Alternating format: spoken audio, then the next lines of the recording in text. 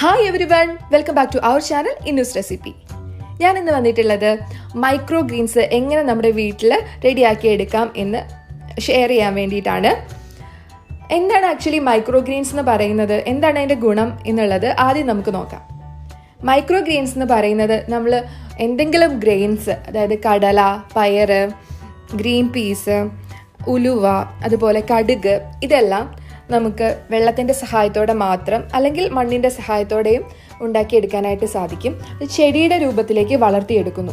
എന്നിട്ട് 14 ദിവസത്തിന് മുന്നേ തന്നെ നമ്മളത് ഭക്ഷണത്തിനായിട്ട് ഉപയോഗിക്കുകയാണ് ചെയ്യുന്നത്. അങ്ങനെ ചെയ്യുന്നത് വഴി നമുക്ക് സാധാരണ ആ ഗ്രെയിൻസ് കഴിക്കുന്നതിൻ്റെ 10 ഇരട്ടി 15 ഇരട്ടി പോഷക ഗുണങ്ങൾ ലഭിക്കുന്നു. കൂടാതെ വിഷമൊന്നുമില്ലാന്ന് ഉറപ്പാക്കിക്കൊണ്ട് നമുക്ക് കഴിക്കാനും പറ്റും, കുട്ടികൾക്കും കൊടുക്കാം. അപ്പോൾ ഇതെങ്ങനെ ഉണ്ടാക്കുന്നതെന്ന് നോക്കാം. നമുക്ക് ആകെ വേണ്ടത് ഒരു കണ്ടെയ്നർ ബോക്സ് ആണ്. കണ്ടെയ്നർ ബോക്സിൻ്റെ ഉള്ളിൽ 2-3 ലെയേഴ്സ് ആയിട്ട് ടിഷ്യൂ പേപ്പർ ഇട്ട് കൊടുക്കുക. എന്നിട്ട് അതിലേക്ക് നമ്മുടെ ഗ്രെയിൻസ് ഇട്ട് കൊടുക്കുക. എന്നിട്ട് നനച്ചു കൊടുക്കുക. ഇത് സെക്കൻഡ് ഡേ ആയപ്പോഴേക്കും ഇതുപോലെ മുളയൊക്കെ വന്ന് തുടങ്ങി. പിന്നീട് രാവിലെ വൈകിട്ടും കുറച്ച് അളവിൽ അതിലൊരു ഈർപ്പം നിൽക്കുന്ന രീതിയിൽ മാത്രം നനച്ചു കൊടുക്കുക. ഞാനിവിടെ എനിക്ക് രാവിലെ വൈകുന്നേരവും അങ്ങനെ നോക്കാൻ സമയമില്ലാത്തത് കൊണ്ട് ഞാൻ ഒരു ചട്ടിയിലാണ് വച്ചിട്ടുള്ളത്. ചട്ടിയാകുമ്പോൾ കുറച്ചുകൂടി ഈർപ്പം നിൽക്കും. അപ്പോൾ രാവിലെ ഒരു നേരം വെള്ളം സ്പ്രിങ്കിൾ ചെയ്യുകയാണെങ്കിൽ പിറ്റേ ദിവസം വരെ അതിൽ ഈർപ്പം നിന്നോളും.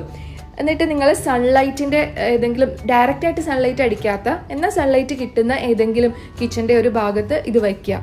അപ്പോൾ നന്നായിട്ട് ഇത് വളർന്നു വരും. 14 ഡേയ്സിന് ഉള്ളിൽ തന്നെ നിങ്ങൾ കൺസ്യൂം ചെയ്യാൻ ശ്രദ്ധിക്കുക. ഞാനൊരു 7 ഡേ ആട്ടോ ഇത് വയ്ക്കുന്നുള്ളൂ. ഫ്ലാറ്റിലുള്ളവർക്കും ഒക്കെ ഇത് ഉണ്ടാക്കിയെടുക്കാം എന്നുള്ളതാണ് ഇതിൻ്റെ ഏറ്റവും വലിയൊരു ഗുണം എന്ന് പറയുന്നത്.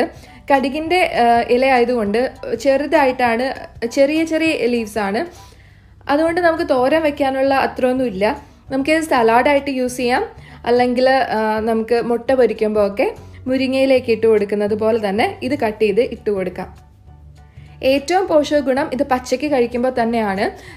സാലഡിൽ ഇടുവാണെങ്കിൽ വളരെ നല്ലതാണ്. പ്രത്യേകിച്ച് ടേസ്റ്റ് വ്യത്യാസം ഒന്നുമില്ല. ചെറിയൊരു കടുകിൻ്റെ ടേസ്റ്റ് അതിൻ്റെ ലീഫിന് തോന്നും, അത്രയേ ഉള്ളൂ. ഇതിൻ്റെ തണ്ടിന് യാതൊരു ടേസ്റ്റും ഇല്ല കേട്ടോ. അപ്പം നമുക്കിത് കഴിക്കാനായിട്ട് സാധിക്കും. ഇതിപ്പോൾ ഞാൻ 7 ഡേ ആയപ്പോൾ ഇതുപോലെ കട്ട് ചെയ്ത് എടുക്കുകയാണ് ചെയ്യുന്നത്. ലീവ്സിന് എന്തെങ്കിലും മഞ്ഞ കളർ വല്ലതും തോന്നുന്നുണ്ടെങ്കിൽ നിങ്ങൾ അപ്പോൾ തന്നെ അത് കട്ട് ചെയ്തെടുക്കുക. വച്ചുകൊണ്ടിരുന്നു കഴിഞ്ഞാൽ ചീത്തയായി പോകും. ഇത് മാക്സിമം കട്ട് ചെയ്തെടുക്കാൻ പറ്റുന്ന അത്രയും കട്ട് ചെയ്തെടുക്കുകയാണ് ചെയ്യുന്നത്.